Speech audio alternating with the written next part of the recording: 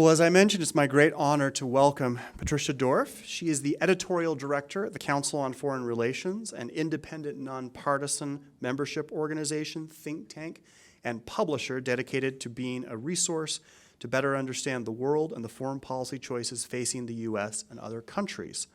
Dorf has nearly 3 decades of publishing experience with a diverse background in international relations, editing, production, and marketing. As editorial director, she oversees all of the Council's publications and directs international partnership program with foreign publishers to translate and post content online. In addition, she advises the Council on Foreign Relations senior fellows on their writing and assists with the promotion and distribution of publications. Dorf also works with various publishers such as Random House, Knopf, Princeton University Press, Oxford University Press, and others on CFR books. She regularly teaches classes for CFR senior fellows and research associates. She was editor of Foreign Affairs Chronology and associate editor of Foreign Affairs Magazine from 1988 to 1995, which was ranked as one of the most influential journals among print and broadcast media in a survey of U.S. opinion leaders. For those of you majoring in international relations, I dare say you already know about foreign affairs, and for those of you who maybe came in a little bit later, there's some free copies that Patricia has very kindly sent for your taking, so please enjoy. While working at Foreign Affairs, she was responsible for editing articles on the Middle East, Asia, and Africa. With Ambassador Princeton and Lyman, she is co-editor of the book Africa, Beyond Humanitarianism, What You Need to Know About Africa and Why It Matters, which was published in 2007. Dorf graduated with combined honors degrees in history and political science from the University of California, Los Angeles, received an MA in international relations from Georgetown University, and an MA in philosophy and international relations from Columbia University. She lives in New York City with her husband and 2 children. Today, her presentation is titled Intelligent Life After College, Careers in International Relations. Please join me in welcoming warmly to campus Patricia Dorf.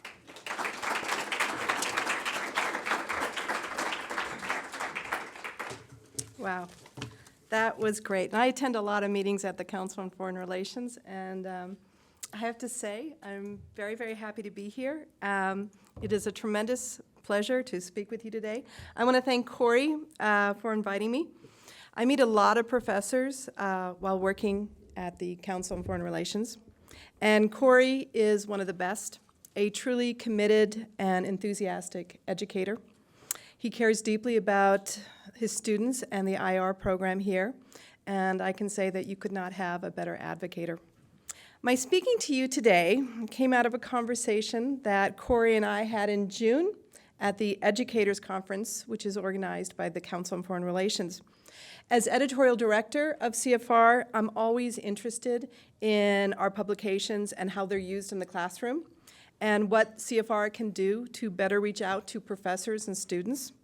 At the conference last summer, Corey and I spoke about career opportunities for BYU students with a degree in international relations. And as we were chatting, I, in my typical sort of Tricia fashion, ended up telling Corey all about my own personal career and life, working at the Council in various positions, first as a research associate, and then as an associate editor of Foreign Affairs, and finally as editorial director.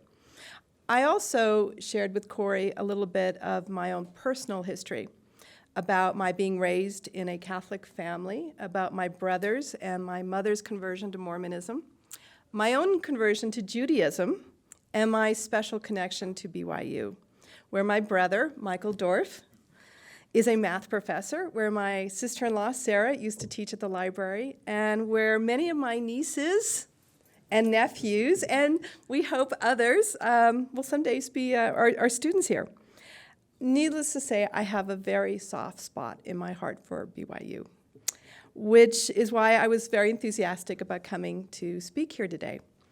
I also wanted to speak because I have had a lot of contact with different universities, and I happen to think that the Kennedy Center is a terrific program. BYU students, especially those of you who have been called to serve on a mission, are, in my opinion, the perfect candidates for a career in international relations. For precisely this reason, I was pleased to hear about a recent LDS decision to lower the minimum age for women from 21 to 19, and from 19 to 18 for men for mission work. And according to a recent article published by the LDS Church, and yes, Mike, I occasionally do read LDS articles, applications for new missions are up twofold since the October announcement, and almost half of all new applicants to go on a mission are women, compared to 15% a year ago. Now that's a huge leap, and I'm sure it's going to have a very positive effect, especially here in the Kennedy Center, as you're going to have more students graduating with international experience living abroad and speaking a second language. Now, for a non-Mormon to be excited about more Mormons going on missions may seem a little odd. And it is. But let me explain my thinking, because it's actually based in foreign policy. To maintain its military and diplomatic leadership role, the United States needs dedicated, hardworking, responsible, ethical, honest, and optimistic employees who understand their possibilities and their responsibilities as global citizens, who can work effectively on diverse teams, who possess language and cultural experience to conduct U.S. foreign policy. And as businesses, especially U.S. businesses, look to expand, they need employees with international experience and foreign language skills to access overseas markets. Who better to take on these responsibilities than BYU students, many of whom have served abroad, speak a foreign language, and have extensive experience with community service? So when Corey asked me if I'd be willing to come here to talk on this subject, I was really happy to accept. Now, originally, I was going to title my talk, Why I Love Mormons. But Corey proposed a much better title, Intelligent Life After College, Careers in International Relations. And I think that title more accurately captures what I want to share with you today. The lessons that I've learned during my years at the Council on Foreign Relations, and what you can do to better position yourself for a future career in IR. Now, I have to be very clear that the views expressed here are my own. They do not represent the Council on Foreign Relations. I also want to preface by saying that this is going to be a personal as well as a professional talk. And my plan is to speak for about 30 minutes, and then I'd like to open up the discussion to Q&A. I'm going to start by telling you how I got interested in international relations. There was a time when I was sitting right where you guys are sitting right now, wondering, what am I going to do with my degree? And it was kind of an interesting path. I grew up in Los Angeles in the suburbs, and my big passion was English history. And I wanted nothing more than to be a history professor. I entered UCLA in 1978 as a history major. I had a rather typical, kind of usual undergraduate experience until my junior year, when I went to study abroad at the University of Birmingham in England. And that year changed my life. To understand why, it's helpful to provide some background. Has anyone seen the movie Argo? Okay, all right. Well, it's a movie that takes place, in 1979.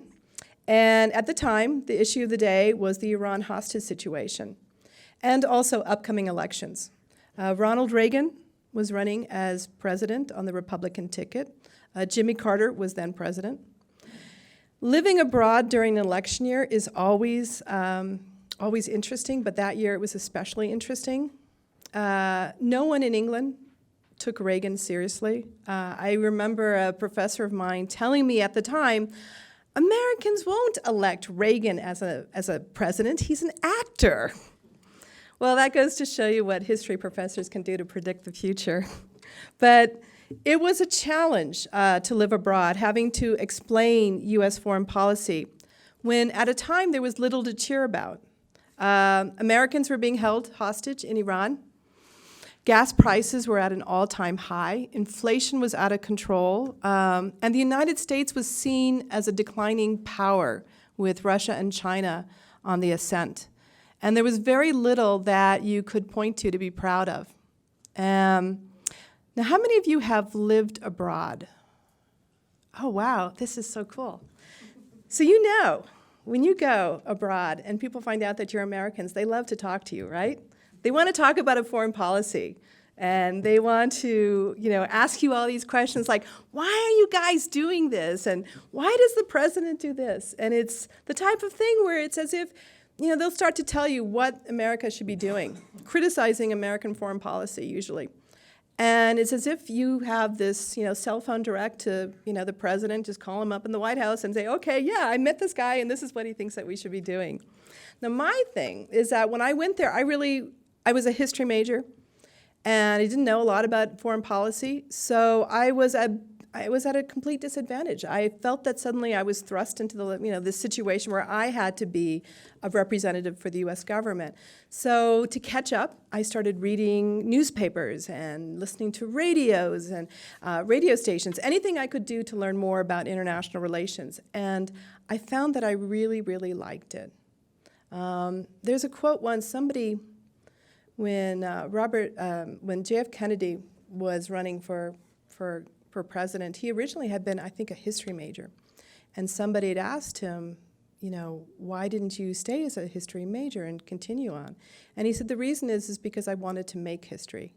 And I felt at the time that this quote sort of explains to me the importance of international relations. It's history for me in the making. And when I came back from England, I decided to add political science to my major. So I graduated with a combined poli-sci history major, and that I wanted to do something with that degree.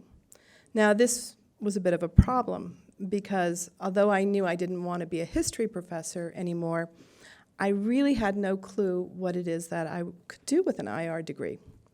Most of my friends were applying for law school, and I had enough sense to realize that wasn't the right career path for me.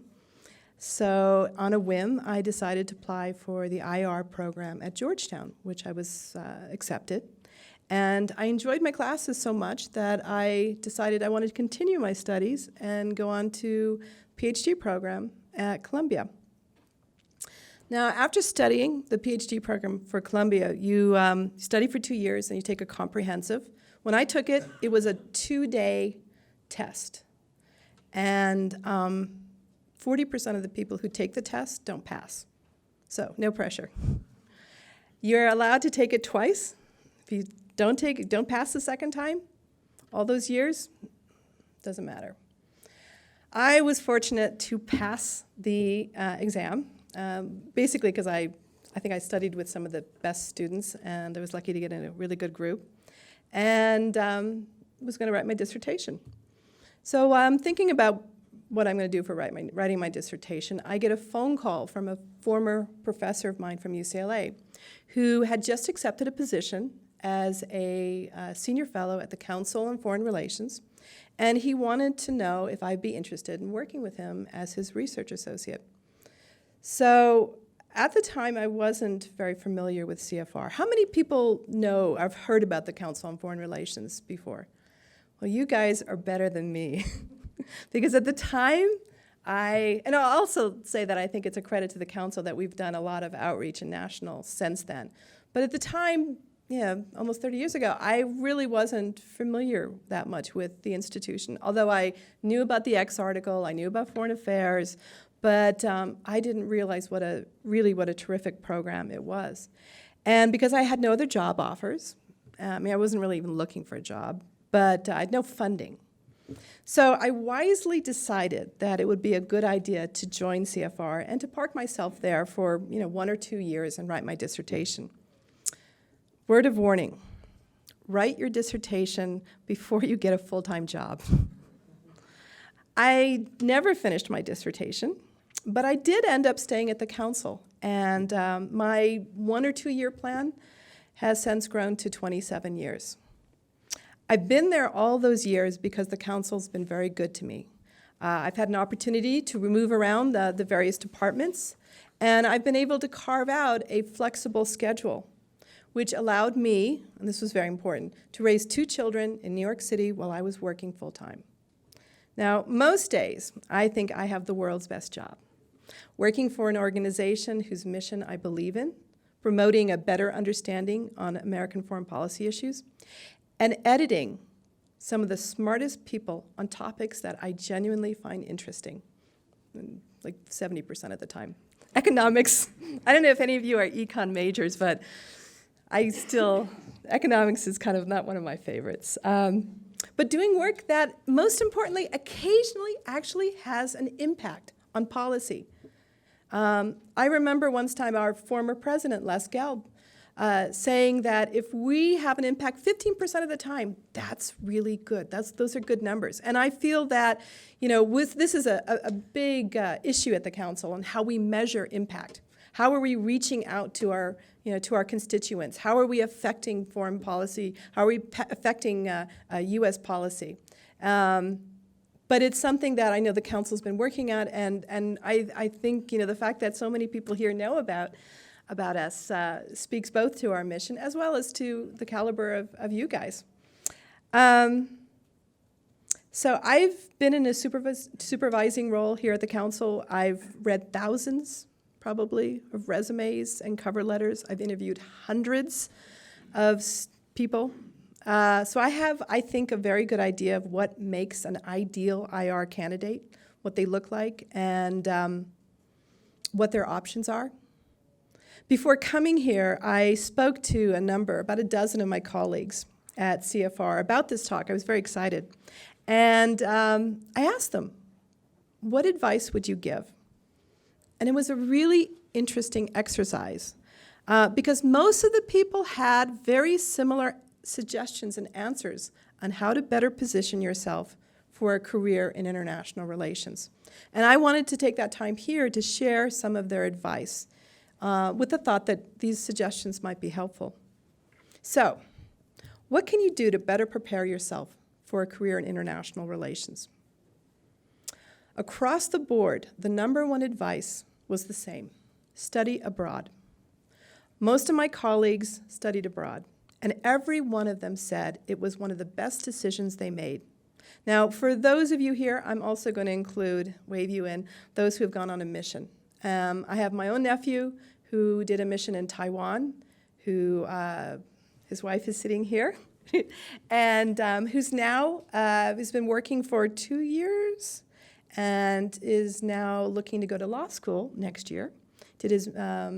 He's been accepted so far at Stanford, Chicago, UVA, Harvard, where else? Lots of other places. Virginia, Chicago. Yeah. So, not bad, huh? A student here, a student graduate from here. And in economics with a minor in? Economics, poli-sci. So, that's my standard. That's what when I think of BYU students, that's what I think. That's what I think of. So study abroad, going on a mission. Now, why?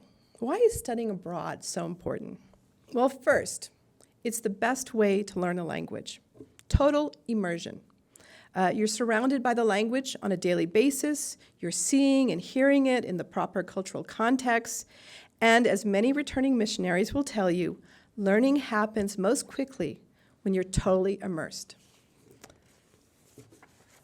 Second, study abroad allows you to travel, which will expand your own world and opportunity to know firsthand another culture. Now, cultural differences are much more than just differences in language, clothes, and food. A person's culture reflects very deep perceptions, beliefs, values that influence his or her way of life and the way that he or she views the world. Students who experience these cultural differences are much better positioned, I think, to understand where the cultures are coming from. And that experience alone is invaluable. Third, study abroad will help you develop skills that give you experiences that a classroom setting will never provide. It's an opportunity to discover new strengths and abilities, to conquer new challenges and solve new problems. You encounter situations that are wholly unfamiliar, and you learn to adapt and respond in ways that you never thought you could. In the end, I think the experience makes for a stronger and much more compassionate person. Fourth, study abroad helps you to learn about yourself. And this is just so true because you not only learn about your strengths, you learn about your weaknesses. You learn what you can't do and what things really do bother you. And it provides also a tremendous, powerful appreciation for what we have here. You know, we went to Morocco last year, and my daughter, who's 16, I insisted we're going to an Islamic country. She had to dress conservatively. And being a 16-year-old blonde, blue-eyed, was quite an eye-opener for her to be in Morocco, which is probably one of the more liberal Arab countries. And I remember when she came home, and one of the first things that we're getting on the taxi, she says, "Gosh, I'm just so glad to be back here." Because, you know, she hadn't really realized, you know, what being a woman in an Arab country can be like. And I think that's terrific. Fourth, study abroad helps you to learn about yourself. You come back, that's what I already said. Fifth, study abroad enhances employment opportunities. So for those of you who are interested in businesses, here's an interesting fact. Only 4% of U.S. undergraduates study abroad. Yet as the world becomes more globalized, companies from around the world are looking for ways to invest in international markets. For U.S. companies, a student who has studied abroad can be seen as self-motivated, independent, willing to embrace challenges, and able to cope with diverse problems and situations.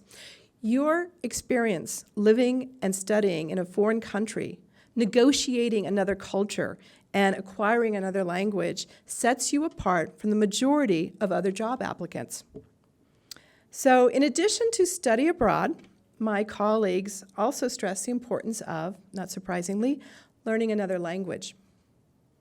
Nelson Mandela once said, "When you speak to a man in a language he understands, that goes to his head. When you talk to him in his own language, that goes to his heart." Even in a world where English is often considered the primary lingua franca, speaking another language and understanding that culture improves communication and effective working relationships. Professional, personal, social, economic considerations all point to the advantage of learning another language. And the attitude that some people have, that only speaking English is enough to get you by, creates self-imposed limitations.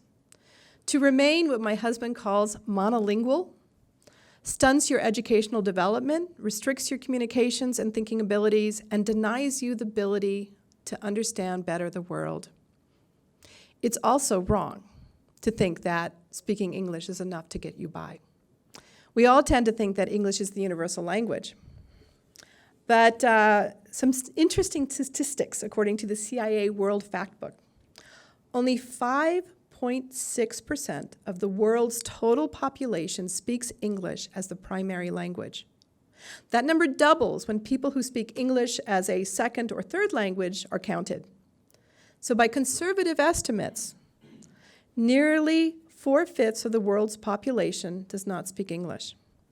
So, who cares? Well, let's consider this fact. Social media, online communications are creating an explosion of non-English content. Collectively, they constitute a whole new category of information that barely existed 5 years ago.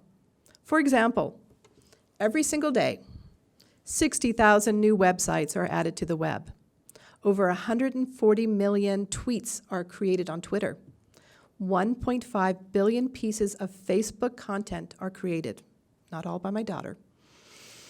1.6 billion blogs are written. 2 million videos, of which this will be one, are added to YouTube. This is a new frontier for businesses to interact with customers and markets. And the critical point here is that the majority of that content is non-English. Now, why is this important? Why? I'll tell you. If you sell products in Japan, your customer will tweet you in Japanese. And your customer support team needs to be ready to respond. Businesses need people with language skills to stay competitive in the global market. And this is where you as students here at BYU have a natural advantage over others. Many of you have lived abroad and studied another language. That experience can be leveraged for your future. The third bit of advice, besides study abroad, learn another language or two, get practical experience. Practical field experience, especially country or area expertise, is invaluable. I'll tell you a secret. Employers value academic degrees and the credibility it brings, but they also place a much stronger emphasis on practical experience, particularly if you want to do international work. Use your time to build particular skills and to get experience leading to a project. When I was going through graduate school, I worked for a congressman when I was at Georgetown. And I also worked in the Middle East Center at Columbia and the United Nations Association. And as much as I talk or joke about getting a job at the council being a bit of a fluke, in truth, I was well prepared because I had done a lot of the stuff that I'm suggesting that will work for you. You should also know that few employees are actually going to look at your classes or your grades. So I'm not saying that grades don't matter. Wouldn't say that at all. But I will say employees are going to be much more interested in your work experience.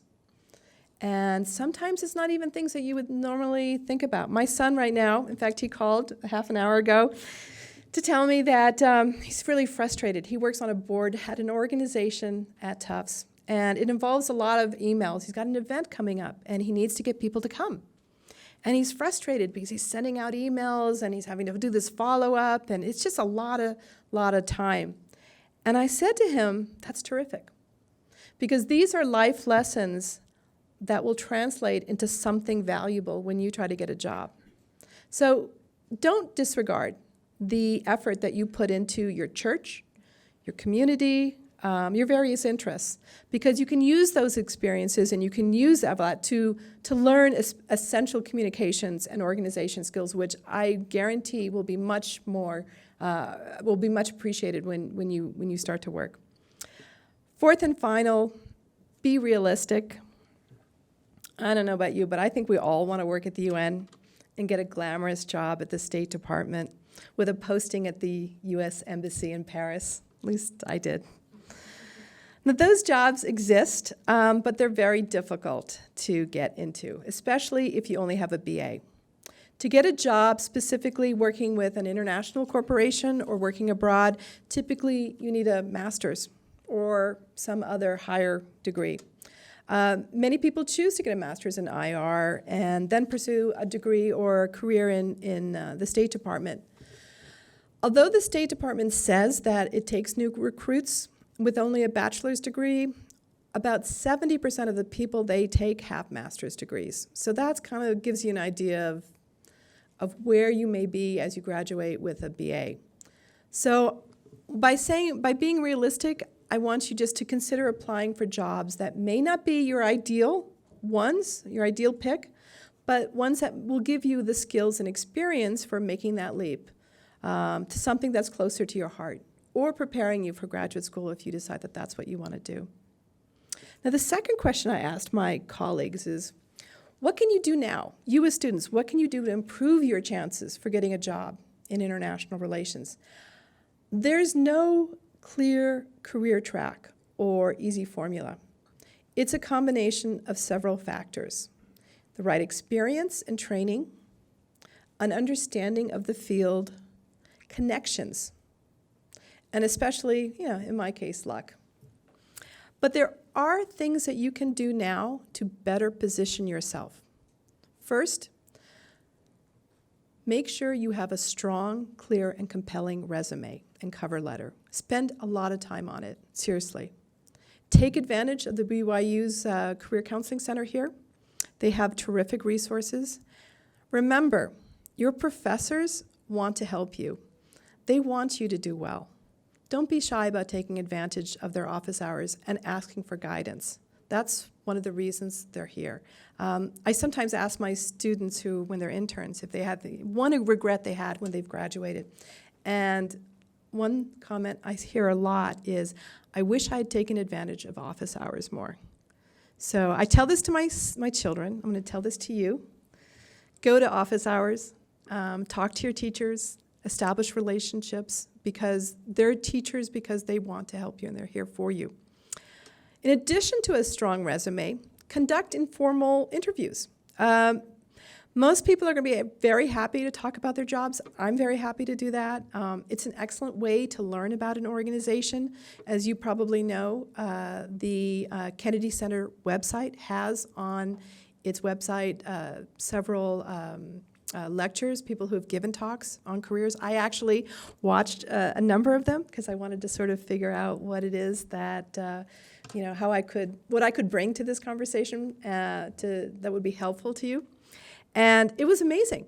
I mean, the resources there are just terrific. When you talk to someone in the company or in an organization, my one bit of advice is do your homework.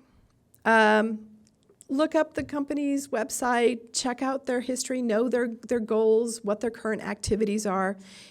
It will prove not only that you're prepared for the talk, but that you're seriously considering being part of the institution. Subscribe to key websites and job lists. There are countless numbers of websites that provide resources on jobs and internships in international relations.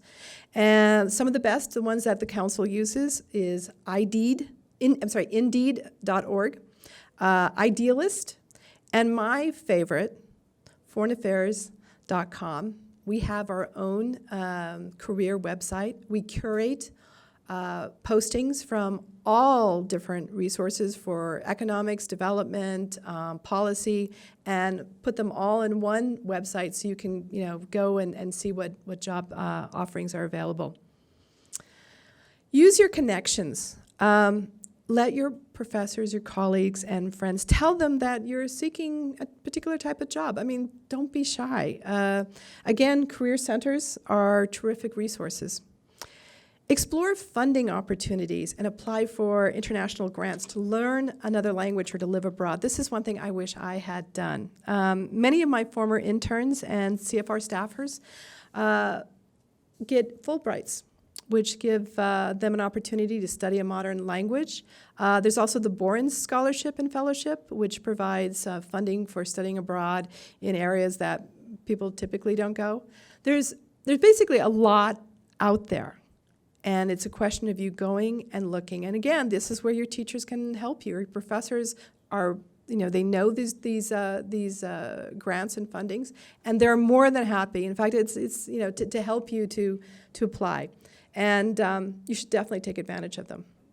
Now, I'm going to just talk a little bit here just about what if you don't get a job in IR? What if you can't travel internationally, right? It's very expensive. I'll be totally frank. Given my experience with my own Mormon family, I know a lot of you are going to get married in college. And many of you, it's going to be very hard traveling internationally, working abroad. But even if you can't travel, there are things that you can do to keep a cultural connection with the rest of the world. And I would encourage all of you to do the following. Subscribe to a non-American news website. How many people here listen to the BBC, Haaretz, Le Mode? All right, excellent. This is great. I don't know about you. I listen to the BBC almost every night on my NPR channel. It is fabulous to get the outsider's perspective of issues here. I live in New York, which is a bit of a bubble because we tend to think we're the center of the world. And especially for the rest of America, policy issues pop up and we're like, how can people believe that? I think Utah also is a little bit of a bubble. Maybe. So making that connection by listening to websites or going onto magazines that are foreign is a terrific way of making those connections, of tearing down that bubble. Also, watching foreign movies. How many of you watch foreign movies? All right. Netflix, my favorite thing is I always download the Oscars. I try to see everyone that's up there, and then ones that win. If I didn't see it, I'll get the video. This is also a great way to learn language. When we were traveling in Morocco last time, there was one guy, he was like a taxi driver. He spoke 6 languages. And I asked him, how did you learn this? How did you learn English? And he was really good, because I watched a lot of TV.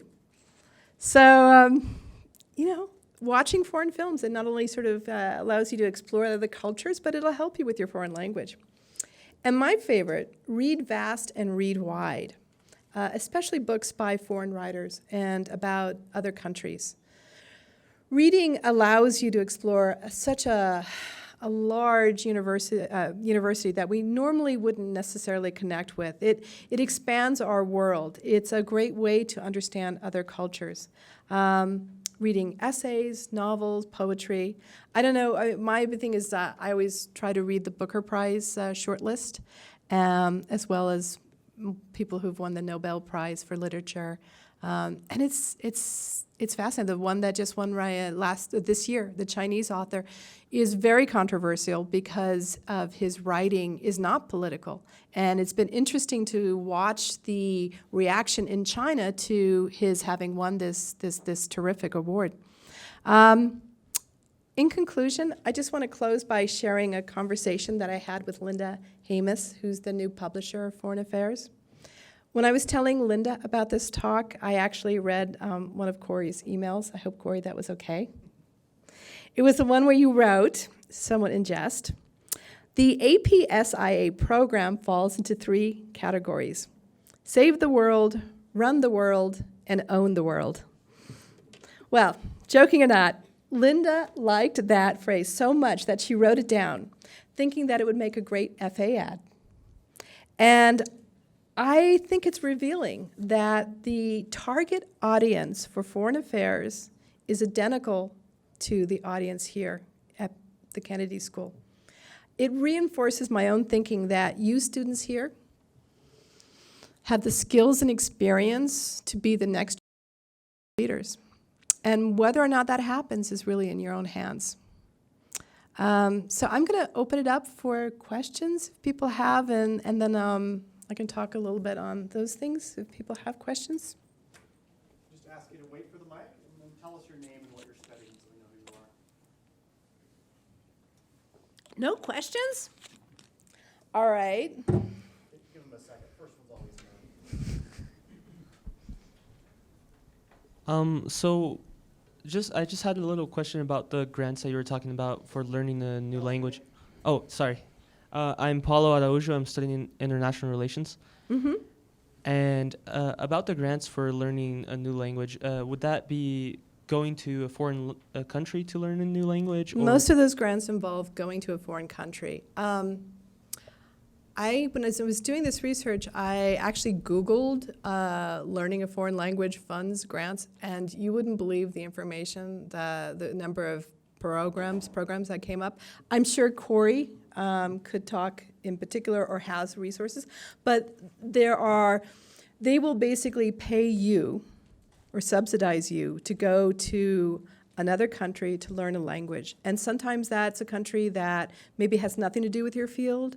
Sometimes it's a country where they feel they want to have speakers, American speakers, to go there. It's an exchange program. There are different types of funds and grants, but they're out there. And all it involves is a little bit of work and applying, for the grant. I'll just add to that from the European studies perspective. BYU is very lucky. We have Title VI centers. If you just go Google FLAS, if you just Google FLAS BYU, FLAS grants, foreign language area study grants, are terrific opportunities. I think in European and Asian languages to study less commonly taught languages. Yes, that's actually the less commonly taught languages is one of the drives in the American government. They're trying, a lot of people speak the Spanish, French, German, and they're really trying to get people to speak, Russian, Chinese, Hindu, Persian, Arabic, because they're going to need people with these skills to be effective diplomats and for U.S. policy. Sky Herrick, International Relations. Do you have any advice on how to leverage like social media like LinkedIn as far as using your networks? LinkedIn is terrific. I mean, I will tell you that the council is totally LinkedIn.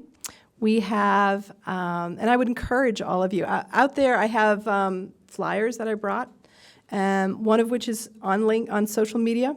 The council is a member of LinkedIn, and you can actually join the program, which will sort of put you in. We'll send out, like for instance, when we have job openings or when people who become part of that community have job openings, they'll post it. Taking advantage of, I think, signing up CFR.org, we have a website, which is terrific. And on Facebook, if you like us, you can go on to both our human resources, and again, they'll send you openings or positions that are available at different levels. I think that type of networking is really, really helpful. I am also a big fan of the personal networking. No favor is too small to ask, and if somebody doesn't want to ask or doesn't want to do it, they'll find a way to sort of politely say no. I get asked a lot by people, can you do this or can you do that? And sometimes the connections are really, really, not that solid. But it's a sad, I mean, it's not sad. That's often how the best positions are got. It's knowing somebody in the institution gives you the step in the door. Whether you get through that door really will depend on you. And that's where, being prepared and doing all your homework and stuff really helps. I know when there was a speaker from Goldman Sachs that's on the website, and he talked about his connections, using his Mormon connections. And he talked about he went to New York. He wanted to do finance, went to New York, and he used with a friend who had served a mission in New York City. And they literally contacted, I think through BYU, they got the names of a few people who were BYU graduates and worked in finance, sent out an email saying, we're going to be in New York this week. Would you be able to meet us anytime? They met something like 6 people. And out of that, he got a job with a company and moved to Asia, and then from there his career took off. But he took the initiative, and I think sometimes people are a little shy. They just don't really want to ask professors or other people, would you be willing to talk to me, or I'm interested in applying for a position at this institution. Do you know somebody? Could you just put in a good word? But I will tell you that's a really important thing, and it happens all the time, and you guys should do it. Did you? Hi, my name is Taylor Shippen. I'm also majoring in international relations. I was just curious how living in a metropolitan area like New York City has shaped your experience. Would you say that was very advantageous to you, and would you recommend that also? Definitely, New York. I love New York. I didn't like it when I first moved there, but I love it now. And one of the things I love about, what's not to like about New York? It's the best city in the world. It has theater, music, film. Anything that's anyone is going to come through New York City. And I take advantage of that. My kids are I like to think they're really cosmopolitan. They eat every single cuisine. There's not one food group that they don't like between, Korean and Japanese and Indian and Mexican and whatever. And it is such an international city. It's tough raising family there, I'll admit, especially the schools. I was very lucky. My kids tested into, top schools. But if that hadn't happened, I think we would have been forced to move to the suburbs. But we were really fortunate, and I love it. We have also, I will say, I'm at 190th Street, which is I don't know what you call it. It's not the main church, but it's the second one. What is it? Second chapel. Thank you. And so we have a lot of Mormons up in our neighborhood, which is especially because it's not one of the pricier neighborhoods. And I often see elders walking around the street. I always introduce myself, and I ask if they're BYU students. I tell them about my brother, Michael. I encourage them to take a math class with him. And it's terrific. And we talk about their experiences there. I know a lot of people who, at the council, who are not from New York City. Salaries are low at nonprofits. That can sometimes be a problem, but there's so many things you can do for free, and there's so many things you can take advantage of, and the museums, concerts in Central Park, sports, everything, great public transportation, that it's a lot of fun, and I really encourage. I know my niece who had to leave because she had a 12:30 class, she went to New York and she was amazed how much she liked it. So, a little booster there. Anybody else? Okay, I want to thank you all for spending your hour here with me. I have material out there. Also, I want to announce that tomorrow I'm going to be at the Kennedy Center Advisement Office, correct, at 2 to 3:30. Now, I'm going to be meeting with individual students. If you come, I will look at your resume. I will look at your cover letter. I've got like 5-10 minutes, for individual students. You guys, this is a great deal because I see those letters and I know what a good resume and a good cover letter looks like. So, it's already full, actually. Oh, all right. Sorry, I was going to say. I didn't know. 4 o'clock. We should push that. Okay, because I'm really enthusiastic about your program, and I'm really impressed with the students who come out of this institution. And then the 4 o'clock, I'm going to be doing a workshop. So if you can't do the cover letter resume, come to this. This is a workshop where I'm going to teach you how to edit yourself and write better. We're going to start with a little bit of a quiz, and then we're going to go over the importance of writing concisely and clearly and correctly. And this is a class I give to my senior fellows, and I've actually given it several times, and it's a lot of fun. And I think you'll come away, hopefully, being a little bit of a better critical reader, and you'll be able to go back to your resumes and your cover letters and tighten them just a bit so that they're really powerful. And I want to thank everyone for being here. Feel free.